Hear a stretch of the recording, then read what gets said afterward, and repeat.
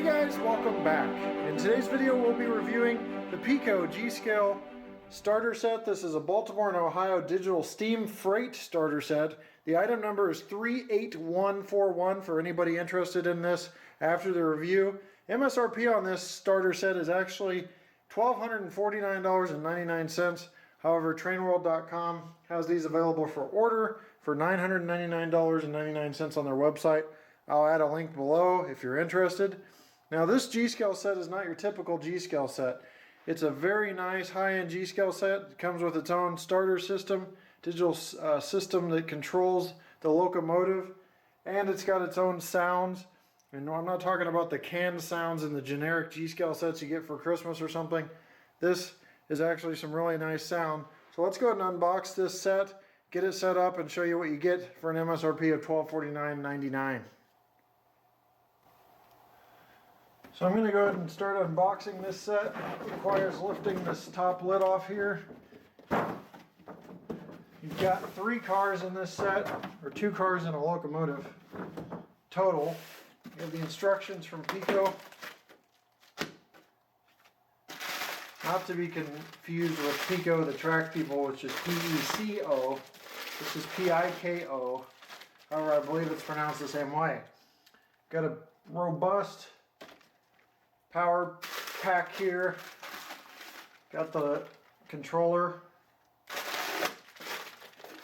Underneath the controller, it looks like you got some line, looks like phone line, which probably connects the controller to the actual set here. You've got the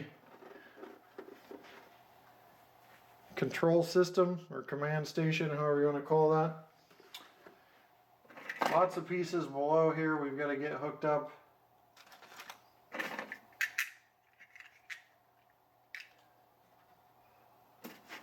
Smoke fluid from Soothe. These, I believe, connect the pieces of rail together. Speaking of rail, here's the rail. So let's go ahead and pull this out.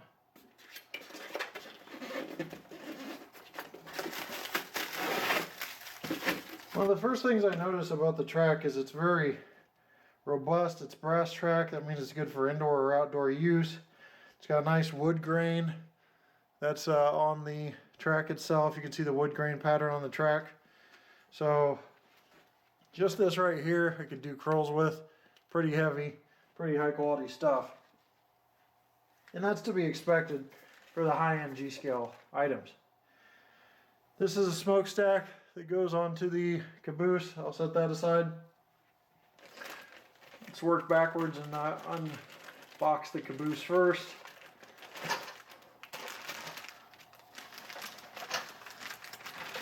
Just going to slide it out of the plastic here. Baltimore and Ohio C218 caboose. Nice wood paneling there. As you can see, the grab irons, plastic, but nicely done. You've got the brake wheel on the end. You've got wooden walkways up top along the roof line there. You can see that. Clear windows. I don't see any actual interior detail. I believe the interior is plain. Looking at the bottom, you've got large trucks here. These are plastic wheels, or appear to be plastic wheels. Large trucks. And you're looking at the non-conventional type of coupler here, or the non-prototypically accurate type of coupler. This is the latch coupler. So I'll go ahead and set that aside. Move along to the boxcar, Baltimore and Ohio boxcar here. Everything's in plastic, surrounded by styrofoam. We've got an operating, well, I thought it was operating here. Feels like it could be, but maybe it's not. Door.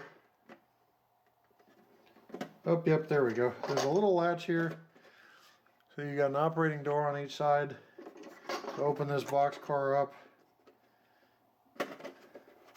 Inside you have wood paneling on the detail on the floor bottom. A little hard to pick up on this video, but trust me, it's there. Nice print. Baltimore and Ohio, fast, dependable, less carload service. Road number, Baltimore and Ohio, logo for the fast time saver service at the time. Nice graphics along the edge. A little bit of bottom detail there, showing some of the braking. The bottom of this truck, or bottom of this car. PIKO stamped on the bottom. Same type of wheel sets. Now these are actually metal wheel sets, it feels like, so I could have been wrong about that plastic. I believe these are metal wheel sets, so I apologize for that. But we're dealing with metal wheel sets. Roof walkway. Handbrake for the car. Ladder. Details like that. Apologize if I'm going too fast, but we have a lot to cover in this review, including getting this thing up and running. Now let's get to the start of the show, the locomotive itself.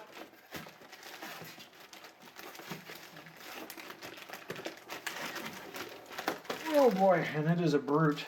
It's very heavy. I think it could pull way more than just those two cars. Baltimore and Ohio, kind of a short switcher looking steam locomotive. I'm not up on the older locomotives, but I do know some of the parts on them, obviously. On the front, you've got no coupler, but I think there could be one added. Headlight, road numbers, bell, molded on. Right here is the grab irons. You've got a walkway here with safety tread. Got the window here. You do have some interior detail on this with an interior figure. Again, a little hard to see. The wheels, nice metal wheels. Appears to be plastic side rods. These appear to be metal pickups on the track, or for the track. Again, that same type of coupler we're dealing with. You got the boiler with a nice rivet detail and boiler domes up top, smokestack. This thing does offer or have smoke actually. And there's the cab figure, a little more evident on that side. So one on this side, not on the other. And there you have it. So now let's actually talk about setup of this set and see what we can do on this floor space, because I don't have a very nice outdoor layout or any outdoor G-scale layout or an indoor G-scale layout, because when you have two kids you're lucky to have an HO scale layout indoors. So let's go ahead and get started with the set. I'll show you how the track assembles, what the system does a little bit, and we'll continue with this review. I've laid some white poster board down to take away the pattern of the carpet and help you see the model better during assembly and operation. Speaking of assembly, let's go ahead and talk about how you put these tracks together. Those of you in different scales will already be familiar with the rail joiner. These are giant brass rail joiners that attach this brass track, and it just goes together that simply. Let me do it one more time for you. So there you go. You just make sure it's flush on both sides to prevent derailments. One didn't slip over, and you're good to go. Now I'm going to go ahead and assemble this track. I'll spare you the boring assembly time, and we'll come right back after the track is assembled. Now what we have here is the track assembled in this circle. It's about 48 inches total, so about 4 foot across. One thing I want to show you down here is this is where your connections to the DCC or the whatever it is control system is going to connect to the track. These simply slide on, they're screw on by hand. You don't have to use a Phillips head. There's a Phillips head on these screws, but you just simply slide these on by hand. They pop off like so. As you can see, they're pretty easy. Set that on the track, start screwing this on here. It's going to provide a connection so that the system is telling the locomotive what to do. Get it nice and sturdy here. As you can see, that screw is now making contact on both sides of the rail. Same with this screw. This is color coded. Looks like a pink and maybe a fuchsia blue or something. I'm colorblind. You don't want to ask me. but this will connect over to the DCC or the control system. I don't know if this technically falls under DCC or not, but the control system over here. So we'll go ahead and continue with that. So this is a very easy hookup. What you have here, you're going to place the wire in. It catches, well, maybe not. Hold on, let me do that all the way through here. Okay, it catches. Then you hit the other one. Color coded, simple enough. Same thing with the power pack. Doesn't matter which way this goes. Looks, well, it looks like there's a gray and a black, so I'll just go black on black here. And gray. No screws required, no soldering required or anything like that. So there's the connection for the power pack. That's going to run all the way over to this power pack here, which then I'll plug into the wall once we get things going. The last connection back here is that phone cord I was telling you about. I don't know if it's actually a phone cord or not, but it sure looks like one. That'll plug right into the back of the command station and then into your remote right here. So it has a little spring clip on it, just like a regular phone cord would, for those of you that remember phone cords. And you've got your connection to your remote. That is the chimney piece of the caboose, so when I reviewed the caboose, I forgot to put that on there for anybody that noticed it. So like I was mentioning earlier, this isn't your typical generic G-scale set. This locomotive has soundtracks powering the sounds of it, and it's a really nice deep sound on this locomotive. It's got a nice bass to it. I'm sure they had more room to put a nice bassy speaker in there. And then you've got this control system, which as soon as I plugged it in, powered up, it's got the locomotive already kind of identified in there. It's got directional control, a whole bunch of things I need to read up on. So I'm going to take a break and we will get this thing underway. Okay, we're slowly beginning to figure this thing out. I couldn't figure out why it couldn't have smoke. That's because you have to pull off the front of the boiler here. And under here is a on-off switch. So turn it on and you have smoke. Make sure to get your headlight back in that bracket and this back on straight when you push it back on. Also, well, that might take a second after I get off film. This is a soothe smoke unit, so you will run out of smoke fairly quickly, so be sure to fill when it starts to dwindle down, or it could burn out your smoke unit. The locomotive operates just like DCC. It is DCC, so excuse me earlier if I wasn't aware of that. But F1 is a bell. Like I may have mentioned before, this is soundtracks, so F2 is the whistle. You have to hit it twice to get it to turn off. F3 is the short whistle. It's just one hit will make that short whistle happen. Then you've got other functions as well, just like on other soundtracks decoders. So lots to see and do on this locomotive, just like a regular DCC and HO scale or any other scale. F4 is steam release. F5 is not used. F6 will help you turn off your smoke unit or turn it on, so it doesn't have to be on. You don't have to constantly switch that switch in there. F7 is a headlight dimmer. F8 is mute. And F0 is usually the headlight, but in this case this changes this programmer into something else. So I found out it's F9, which has a little asterisk or the headlight there, a little headlight symbol, so I should have picked up on that. Speaking of the headlight, let's take a little quick peek over here. Nice golden yellow LED. And I will get this boiler back on and we'll move into operation a bit. Okay, so we have the set ready to go. Everything's connected.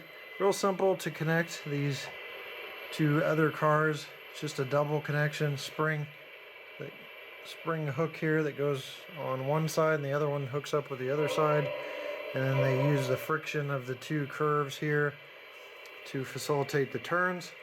I'm going to go ahead and hit F6 for smoke,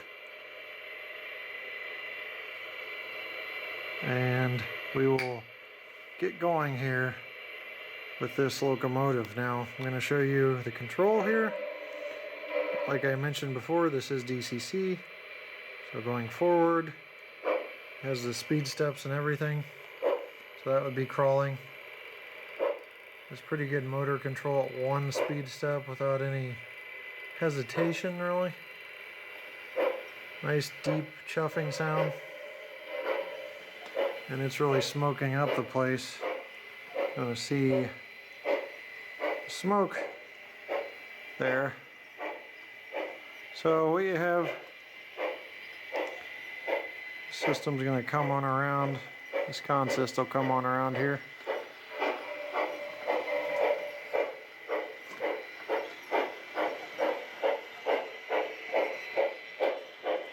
I speed this up, chuff rate increases.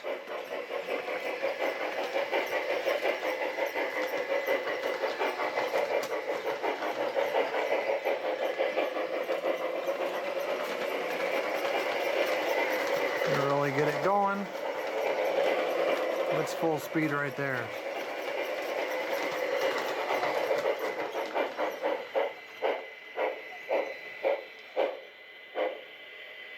Back down to one speed step.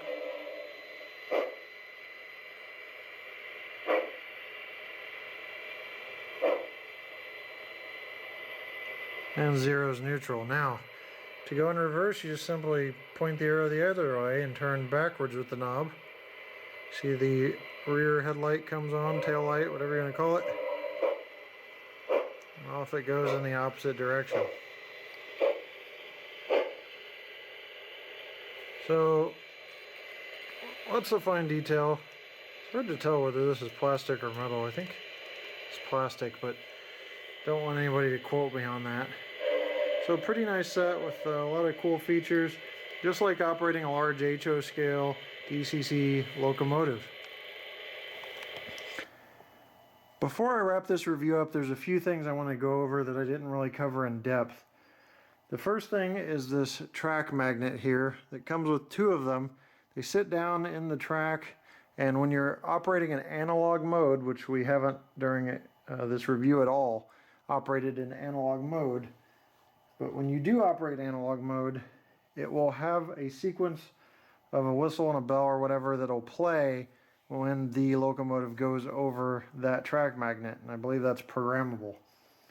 The other thing is this uncoupling wand. It basically facilitates uncoupling, makes it easier.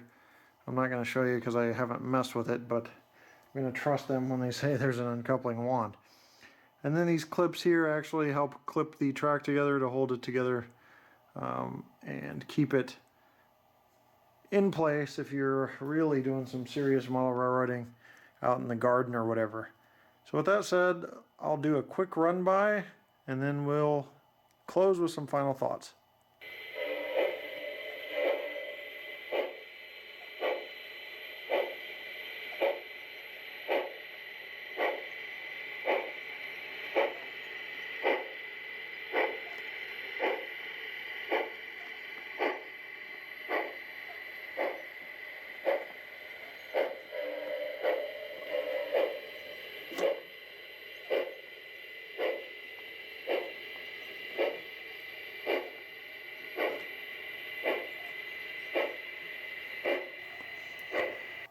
So after a long day of playing with this set and getting to know its functions, I'm ready to wrap this review up. First thing you need to know is this control system has wireless capabilities. I believe it may be as simple as adding batteries to this. I'm not completely sure, but I was reading about wireless capabilities in this to where you don't need the phone cord we were talking about earlier. The locomotive has a lot of nice features. Turning on the headlight creates the generator sound. It's got all the soundtrack sounds, nice, robust, deep bass to it. You've got the soothe smoke generator. You're just going to want to make sure that you keep that filled up as needed. If it starts to run out of smoke, either turn it off or fill it up, because those things have the tendency to burn out. Nice golden appearance to the lights. You can even see that tail light on right there. And nice cars altogether. Now the MSRP again, $1249.99. A little hefty bit of a price on the MSRP. Train World gives you a nice discount off of that. Be sure to check them out. I'll put this product link below, where you can order through Train World and they will get you the set. I don't think they have it in stock the last I checked, but they would get you the set through PIKO. But why does it command this MSRP? I've given that some thought. First of all, you've got a DCC system here that's wireless capable. I believe, like I said, you just add the batteries, but it's definitely capable of being wireless. So that has a lot of value. You've got the sound-equipped, smoke-equipped locomotive with directional control, DCC installed, that robust Soundtracks decoder. That adds a lot of value. A couple quality pieces of rolling stock here adds some value. And then the brass track with that massive 48-inch span adds some value as well. So it's quality track, indoor, outdoor. So I think overall, it's up to you. You're the ones that make the money and get to spend your own money on whether you want to spend the MSRP of $1249.99, or Train World's price the last I checked was $999.99. But I believe that the value does add up when you consider all those factors. So with that said, that wraps this review up. As always, it's in your hands on your decision making for sets like this or any sets. I just want to provide all the facts to you that I can. Really no trouble with this set, even though I did research some stuff before setting up. When I went to set it up, I didn't re-reference anything. It was color-coded. It was simple to do. It was so easy a caveman could do it, if anybody remembers those old commercials. But anyway, it was real easy to set up.